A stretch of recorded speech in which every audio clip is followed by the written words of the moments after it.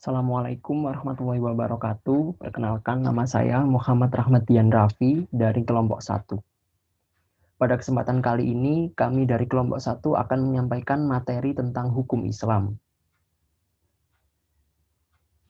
Nah, sebelum masuk mengetahui apa itu hukum Islam, mari kita mengetahui apa arti hukum secara etimologi. Nah, kata hukum secara etimologi berasal dari akar kata bahasa Arab, yaitu hakama, yahkumu. Berdasarkan akar kata hakama tersebut, kemudian muncul kata al-hikmah yang memiliki arti kebijaksanaan.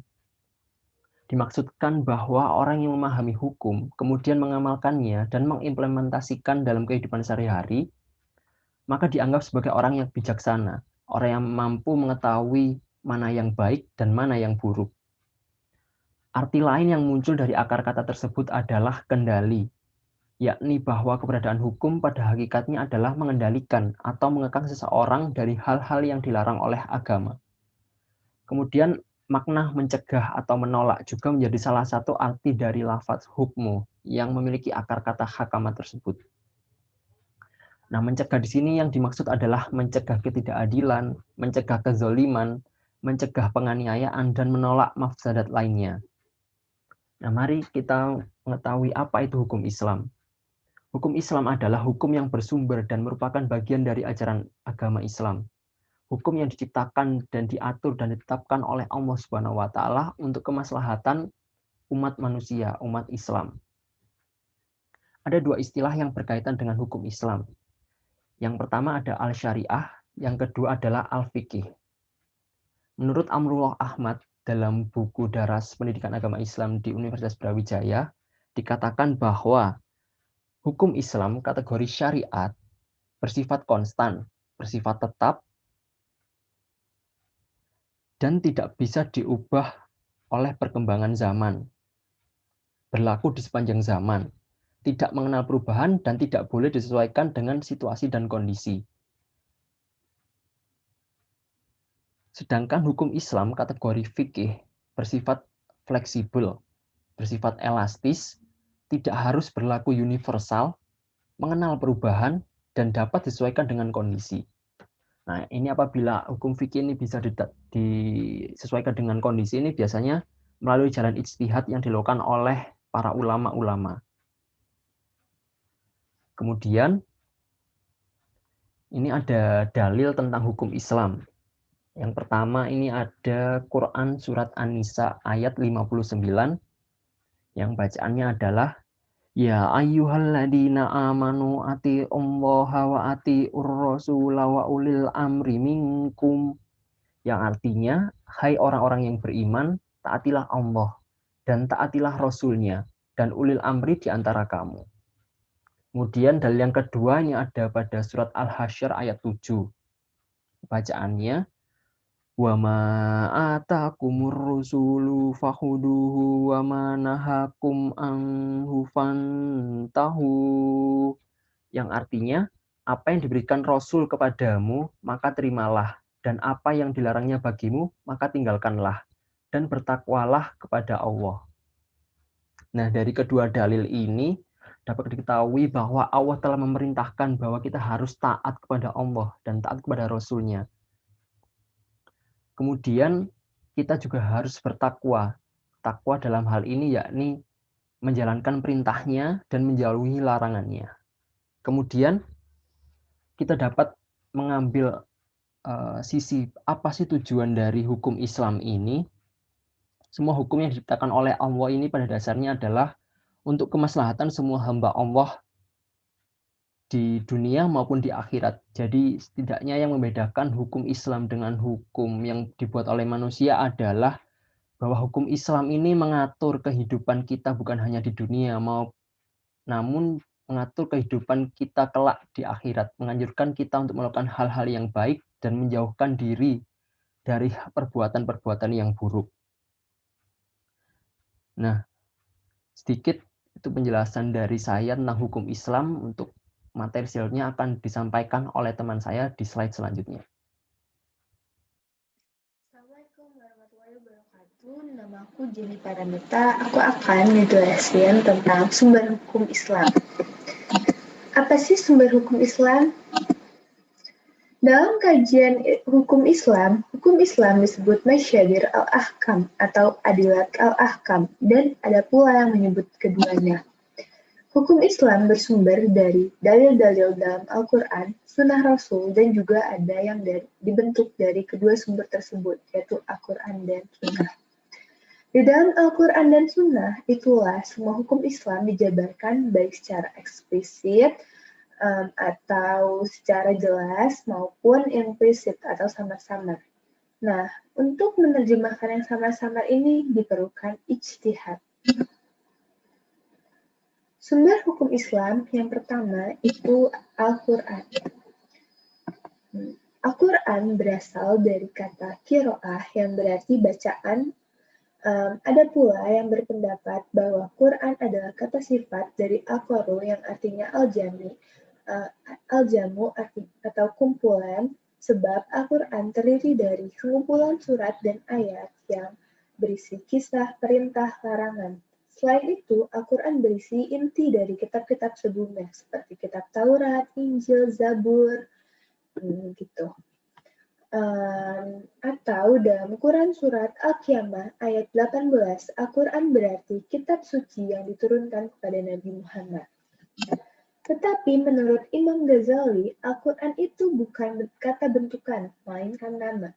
Al-Quran adalah firman Allah yang diturunkan kepada Nabi Muhammad SAW, memiliki kemukjizatan lafal, membacanya bernilai ibadah, diriwayatkan secara mutawatir, ditulis dalam mushaf, dimulai dari surat Al-Fatihah dan diakhiri surat An-Nas.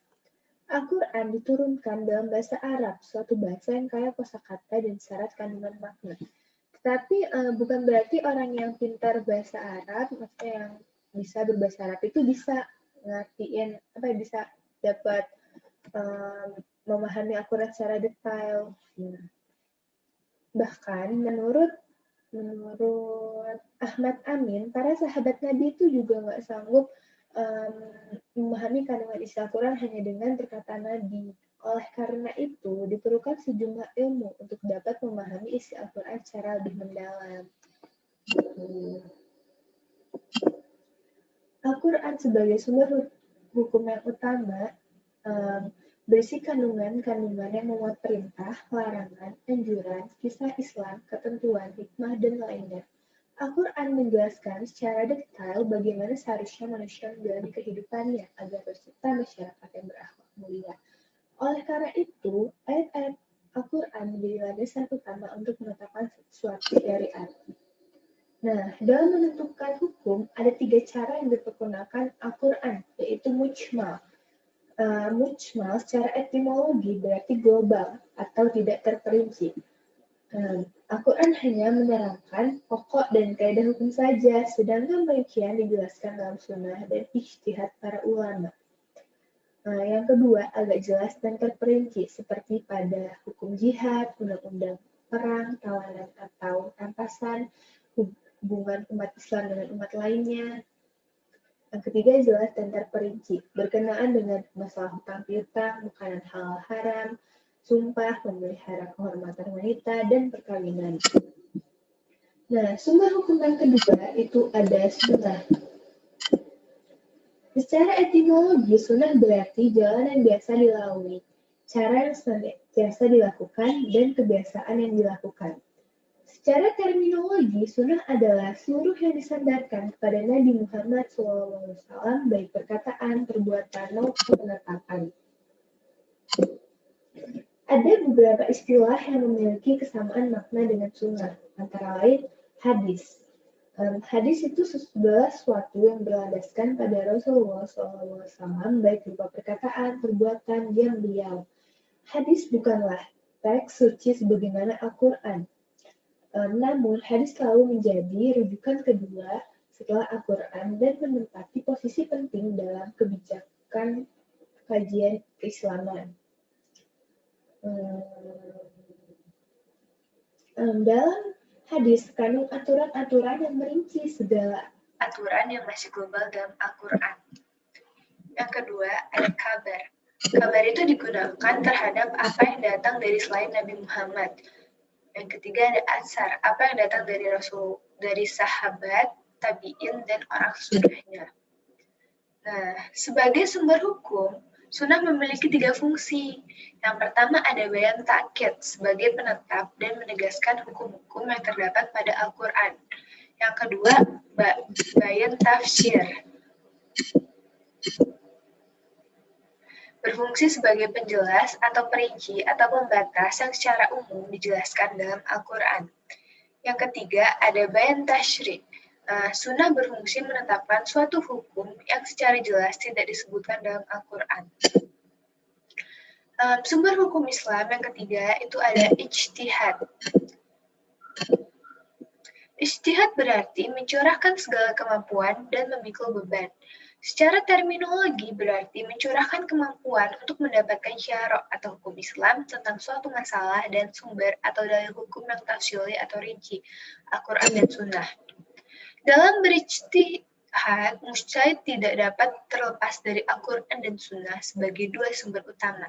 Namun, demikian mayoritas ulama sepakat bahwa ijtihad atau dalam arti ijma dan qiyas adalah sumber hukum Islam sesudah Al-Quran dan Sunnah. Yusuf Kadafi 1997. Sekian presentasi dari aku. Abis ini presentasi dilanjutkan oleh Arum. Terima kasih. Saya Marsha Arum Salsabila akan menjelaskan prinsip dalam hukum Islam. Yang pertama terdapat prinsip tauhid.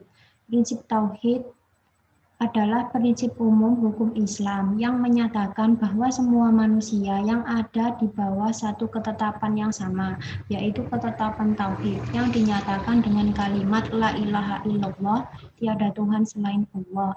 Berdasarkan prinsip ini, maka pelaksanaan hukum Islam merupakan ibadah.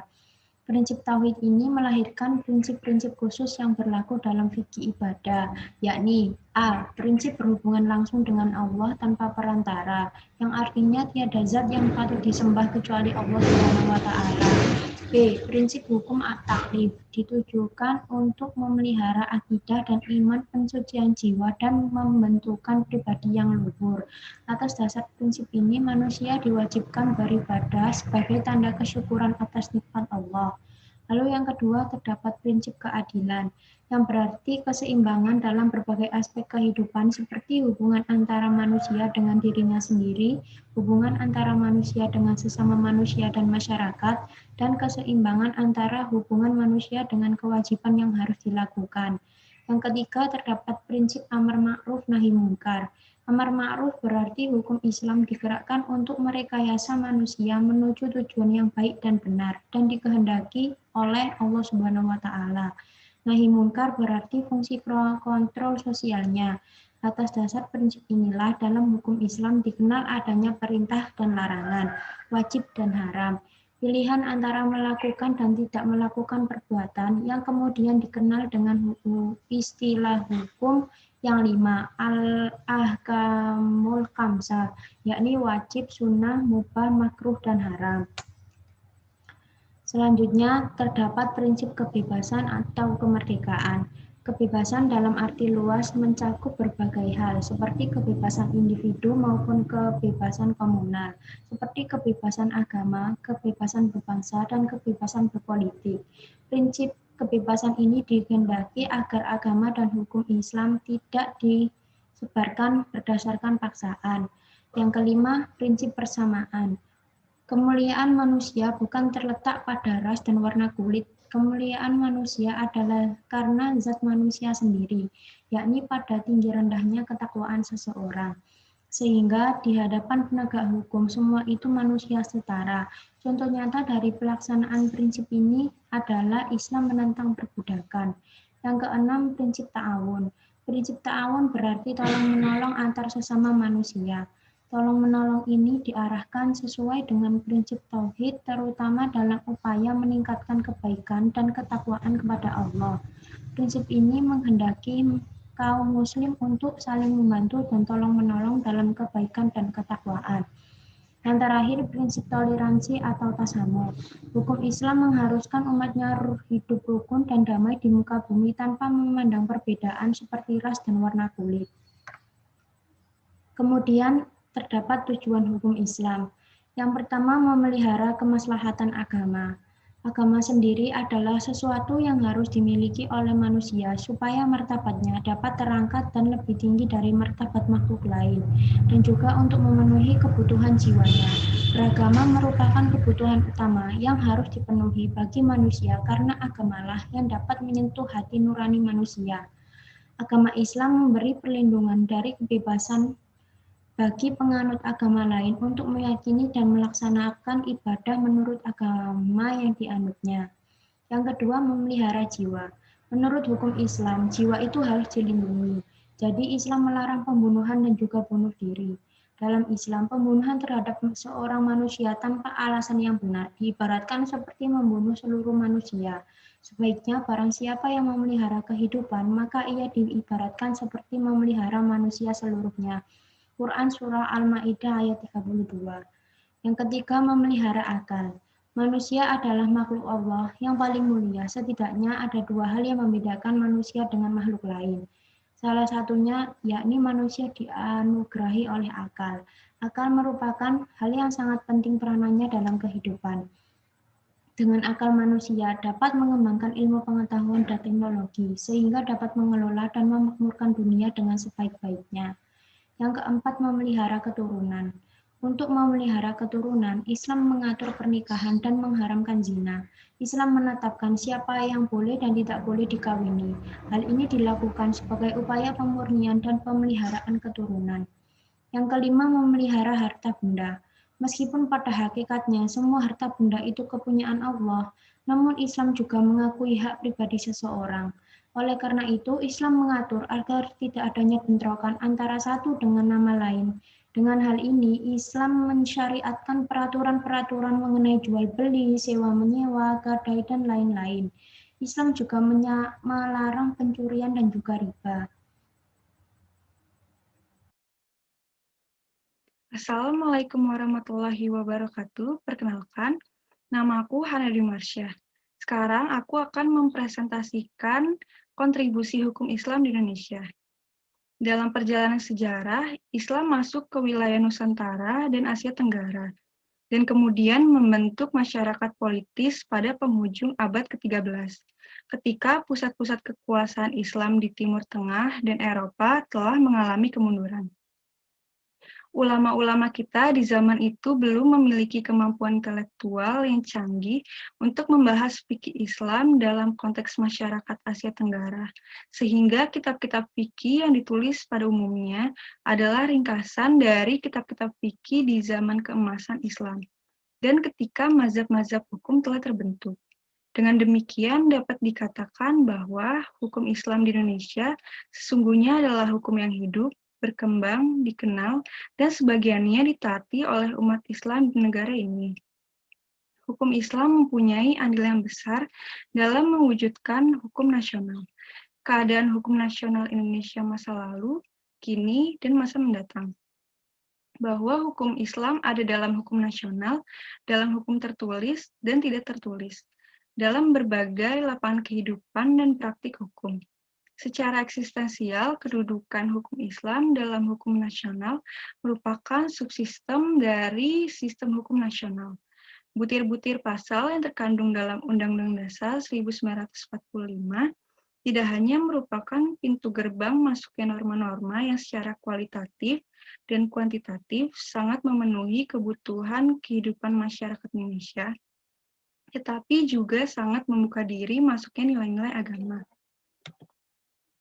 Dalam ketentuan pasal 29 ayat 1 dinyatakan bahwa negara berdasarkan atas ketuhanan yang Maha Esa pada dasarnya mengandung 3 makna, yaitu pertama, negara tidak boleh membuat perundang-undangan yang bertentangan dengan dasar keimanan kepada Tuhan yang Maha Esa. Kedua, negara berkewajiban membuat perundang-undangan bagi pelaksanaan wujud rasa keimanan kepada Tuhan yang Maha Esa. Ketiga, berkewajiban membuat perundang-undangan melarang siapapun yang melakukan pelecehan terhadap agama. Kontribusi hukum Islam yang ada di Indonesia, yang pertama, kontribusi melalui peraturan perundang-undangan. Karena peraturan perundang-undangan dapat beraneka ragam. maka kontribusi hukum Islam dapat terjadi setiap macam peraturan perundang-undangan, mulai dari Undang-Undang Dasar sampai pada peraturan tingkat daerah. Kedua, kontribusi melalui jurisprudensi, yaitu merupakan instrumen lain dalam pembentukan hukum. Peraturan perundang-undangan di bidang kekuasaan kehakiman mewajibkan hakim untuk menemukan hukum yang tepat dalam menetapkan putusan. Hal ini diperlukan agar hakim dapat memberikan keadilan sebagaimana mestinya. Dalam kesempatan semacam itu, hakim dapat mempergunakan asas atau kaidah hukum Islam yang dipandang dapat memenuhi rasa keadilan dari para pencari keadilan. Dan tugas ini ada pada semua hakim, tidak terbatas pada hakim peradilan agama semata. Ketiga, kontribusi melalui pengembangan hukum kebiasaan. Hal ini merupakan tantangan tersendiri bagi umat Islam untuk menjadikan setiap hukum Islam sebagai way of life-nya apabila hukum Islam telah menjadi satu kenyataan yang berakar dalam kehidupan masyarakat. Maka hukum tersebut akan berlaku dan dijalankan tanpa harus menunggu pengukuhan oleh peraturan perundang-undangan. Kalaupun akan diatur dengan peraturan perundang-undangan, maka kenyataan tersebut tidak akan dapat dikesampingkan begitu saja. Sekian presentasi dari kelompok saya. Wassalamualaikum warahmatullahi wabarakatuh.